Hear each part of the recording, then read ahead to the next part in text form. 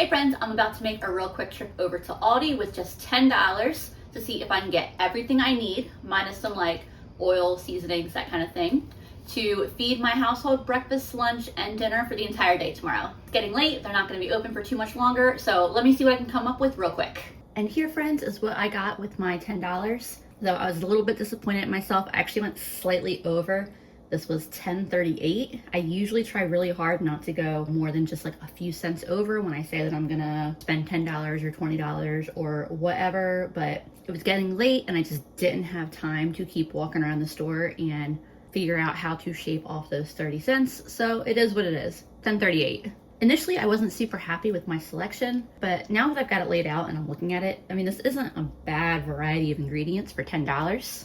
I think because I do content and I'm so aware of how much I spend at Aldi, I just think about as little as 3 or 4 years ago, how much more I would have gotten. But it's also a really great example of purchasing power and how the more money you have to spend on groceries, the cheaper your groceries can be.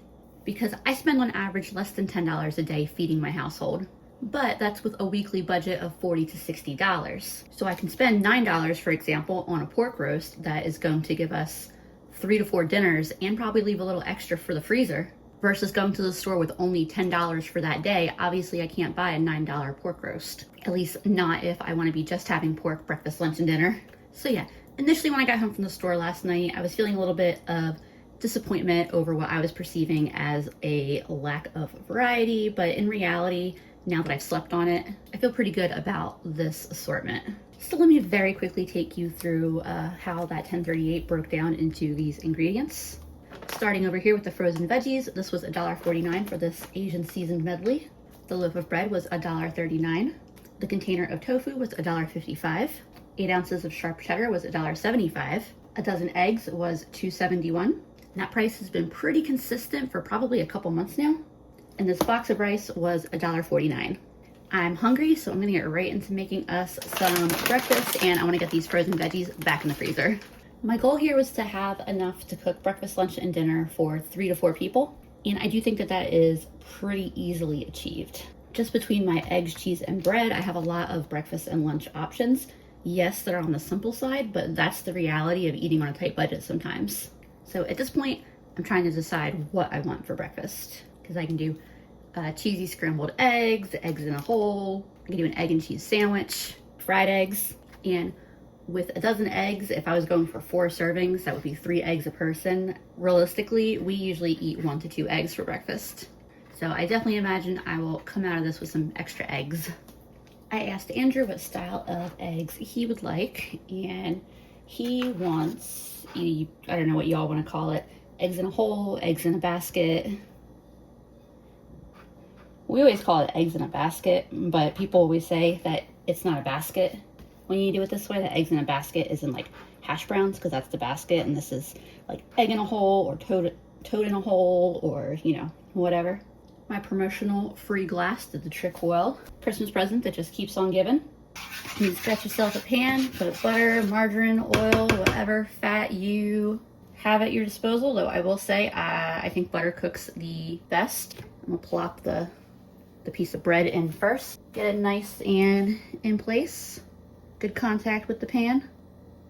And then crack my egg right in there. Maybe could have had my pan be a little bit hotter, but that's okay.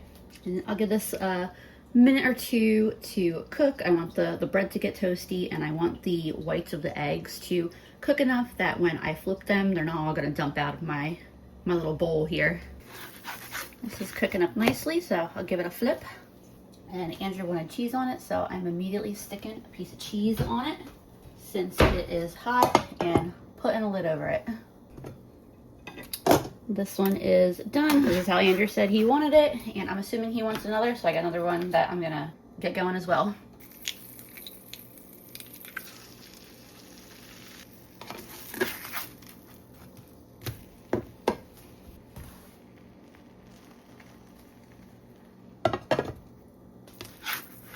Pulling this off now. This should be a nice jelly egg. And I'll toss the bread in for the little circles I cut out for just a minute, so that way they can get toasty. And my mom won't eat eggs if the whites and yolks are separate. So I'm going to make us some scrambled eggs. We'll eat that on toast. Could also make a sandwich, but I usually prefer just kind of open-faced eggs on toast. And I find that 3 eggs is usually the perfect amount for us to split. Andrew's little bread circles are toasted enough for him, so I'm gonna get this to him. I'll let him decide if he wants black pepper, hot sauce, whatever on it. It's funny, this looks like so much cheese. But he walked by and he was excited about this, so I'm gonna go get this to him. I just realized I gave Andrew the fork that I was about to whisk my eggs here with. I like to put milk or cream in with my scrambled eggs, but we're gonna keep it real basic today. And even though I've already got the spatula out, I'm just gonna wash this real quick and swap to a like a silicone thingy. I'll show you in a second. This thing, which I guess is still a spatula, but when I was sitting there holding like the very traditional spatula in my hand, it felt weird calling this a spatula as well, but I guess that, you know, it's also a spatula. And I am gonna add some cheese to this. I'll do that in just a minute here. Just gonna flip all of this over, scramble in nicely, and season with just a little bit of salt and pepper. This is just about done, so I'm gonna get my cheese in here. I'm just gonna break it up into some pieces so that way it'll melt faster. And then I'll kind of break these up a little more, stir them around, and then as soon as that cheese is melted, I will get these on some toast, which I'm gonna go ahead and get made now. I've got the heat off and I'm just finishing stirring in this melty cheese from the residual heat. You can see 3 eggs is plenty, in my opinion anyway, for 2 pieces of toast. I'm putting both these on the same plate right now, but one is for my mom. I'm going to absolutely inhale mine real quick, and then I'll give her the plate. I'm gonna have some hot sauce on mine, some Louisiana, making a mess with it.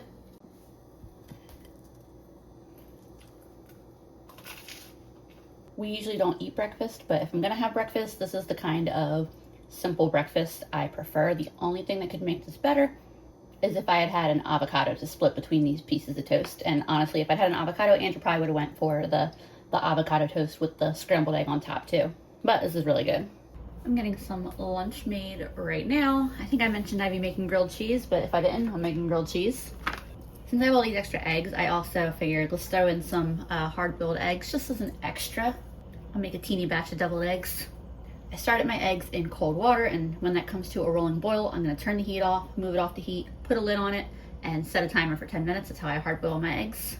Obviously, I've got some fat heating up in a pan here. And my little personal tip, if you're trying not to use as much butter or margarine or whatever, instead of spreading it onto the bread, I just put it in the pan and melt it first. And the bread's not necessarily gonna get quite as crispy toasty as if it's doused in twice as much, 3 times as much butter or margarine, but this is a nice way if you're trying to either like not have as much or trying to conserve it.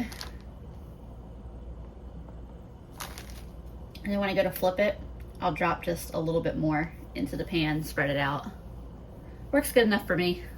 So my eggs are boiling. I'm gonna turn that off, obviously, making sure I turn the correct, it's not the right lid, but it'll work. And I'm starting a timer for 10 minutes. I hope y'all don't mind if I get a little, if I try something, if I test something here. So I have this spicy mayonnaise that I got at Aldi in the last few weeks. What the heck did I spend on it? It was cheap. I got it in the $5 dinner video and I can't remember what the heck I spent on it, like 50 cents, 60 cents.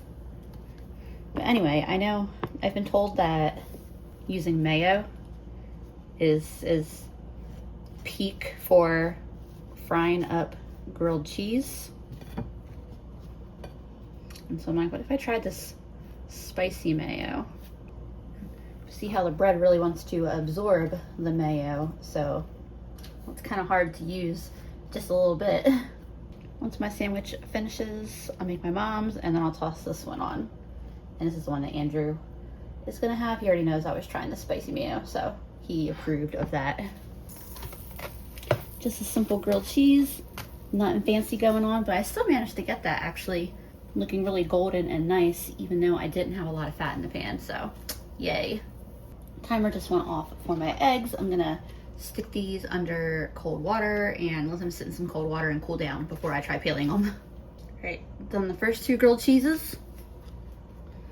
Now I'll get Andrew's going. I asked him if he wanted double cheese or 2 sandwiches or anything. He just said 1 sandwich, single cheese, please. So that is what I will make for him. He also doesn't know I'm making the deviled eggs, so I'm sure he'll be especially happy with that decision if he's not real hungry. I'll quickly peel these hard-boiled eggs while Andrew's sandwich is cooking, because I want to try to have these done really quickly while our sandwiches are still hot. Let's see how quickly but nicely I can get these peeled. Not to be cocky, but as I take a huge chunk out, I was just going to say, I personally think I'm pretty good at peeling eggs, but these are also really fresh eggs rather than eggs I had sitting in my fridge. There we go. Second one is perfect, and then on to the third. Third one also turned out perfect. So maybe it was just the pressure of peeling it in front of y'all. I don't know, but they look great. They look great. So if I was committing super firmly today to not using any mayo or mustard that I have in my house, I would be happy, honestly, just to season these hard-boiled eggs and eat them, because I actually really do like hard-boiled eggs a lot. But I have a bunch of the like packets that you get at like fast food and with to-go orders and stuff like that. My mom tends to bring them home from her office because they end up in the break room, and she cleans up the break room, and they will like keep amassing and not getting used if she doesn't bring them home. So I have a whole bunch of those, and so I'm just going to use a little bit of those. And I like to just get the egg yolks out with a little spoon. Easy peasy. Chop them up just a little bit before I grab mayo and mustard packets. Dang it, my phone decided it didn't want to record when I pressed record when I put the mustard in, but it was just a couple of these little packets. And then I got my choice here of Hellmann's and Duke's for the mayo. Hopefully they're still good. They've been sitting in my fridge versus on the shelf. Looks good. Doesn't smell weird. I'm not going to taste it because I don't like mayo that way, but to be honest, usually Andrew is the deviled egg man. I let him make them. I don't think I do a bad job though. Got a little pepper in there, and then I've got 3 different hot sauce packets here that I can choose from. I think we'll go with some Tabasco, which I promptly spilled on myself. And I don't have any paprika right now, but I'm gonna put some of this Cajun style seasoning in them. All right, this is good enough for me because these are just meant to be super quick and easy deviled eggs. I'll just very quickly refill the eggs of their yolks that I stole. I think deviled eggs are one of my favorite foods that we take the guts out, mash them around, and return them to it. By the way, it will just be me and Andrew eating these deviled eggs. My mom, like I said before, she won't eat the egg whites if they're not scrambled in all like together. And that also applies to deviled eggs. Therefore, like she just wants to eat the yolk mixture. That is where I draw a line in the sand. I will let her lick the bowl. She's more than welcome to take the little spatula and make sure she gets every little bit, but that is where I draw the line. Alrighty, we're back after technical difficulties. It's probably why I had trouble trying to record me putting the mustard in too. I forgot to delete my last video that I worked on, so my storage was full. I deleted 175 video files, and now we're good. So anyway, here is Andrew and I's dishes. I actually have 1/2 of each sandwich on each plate. I asked Andrew if he could save me a bite of the one that I did with the spicy mayo, and he just recommended cutting it in half and each having 1/2 so I could try that. So that is what I did. I took a bite of it, and then a little storage full alert came up on my phone, so I don't even remember what it tasted like, so I gotta taste it again. That's good. It's subtle. I'm not sure if I'm in agreement with the mayo is the better spread for grilled cheese sandwiches, but it is good. Is it the same cheese? Mm-hmm. That was definitely the mayo. I like the spicy mayo one for this whole thing, but I'm thinking of that with like tomato soup. Would go like really, really well. Okay, I will keep that in mind. All right, well, we're gonna go enjoy our lunch. For dinner, I'm making a tofu stir fry. As much as I enjoyed breakfast and lunch, I am very looking forward to a meal that doesn't involve bread, eggs, and cheese. First thing I'll get started on is this tofu. I don't cook with tofu a ton, but I do actually really like tofu. Let me get this drained real quick. I'm not gonna press my tofu, but I will use a paper towel to at least get a little bit of that excess moisture from the packaging off. And then I'm gonna cube my tofu up real quick. Not very evenly, but it'll be all right. Grab myself a bowl real quick. I have my oven heating to 400 right now. I'm gonna put a little bit of oil on my tofu. And then I'll get it seasoned up. So sometimes I press my tofu, sometimes I don't. I'd like to try, there's a trick where you can freeze it. You freeze it and then thaw it and then eat it. And that's supposed to give it a really nice texture, like a real meaty texture. And get this oil and seasonings in there. And I'm being kind of gentle because it will break, it's extra firm tofu, but it will break up. A lot of people do this in a bag, probably because it's a little more on the gentle side. You can put the seasoned tofu on a pan as is, but if you have access to any kind of starch, cornstarch, potato starch, rice starch, or even nutritional yeast I know people like to use. But anyway, you can put some cornstarch in there or whatever starch you have and toss that around, and that's just gonna help get it a little extra crispy, but not necessary. Gently kind of rolling that around in the bowl, tossing it all on itself. And then I have a sheet pan here ready to dump it out on. And so I'll just spread it out so there's lots of room for air to circulate. That will also help these get more on the crispy side. And my oven is just about to hit 400. So as soon as that does, I'm gonna put this in for like 20-25 minutes, and in it goes. I'm also gonna get this rice started since it's one of the more time consuming components of this meal, and the frozen veggies will just take a few minutes to prepare. And it's this Spanish style rice, and I'm having more of an Asian style dinner, but this was the best option in terms of price to quantity without having to spend 3 of my $10 on a big bag of rice. I also looked at the ingredients, and in terms of the seasoning, I don't think it's particularly heavily seasoned. Either way, I'm sure it's gonna be delicious with dinner tonight, so I ain't stressing over it. Technically, it has a seasoning packet, and I could leave that out if I was really that concerned, but honestly, I'd rather have all this flavor in my meal.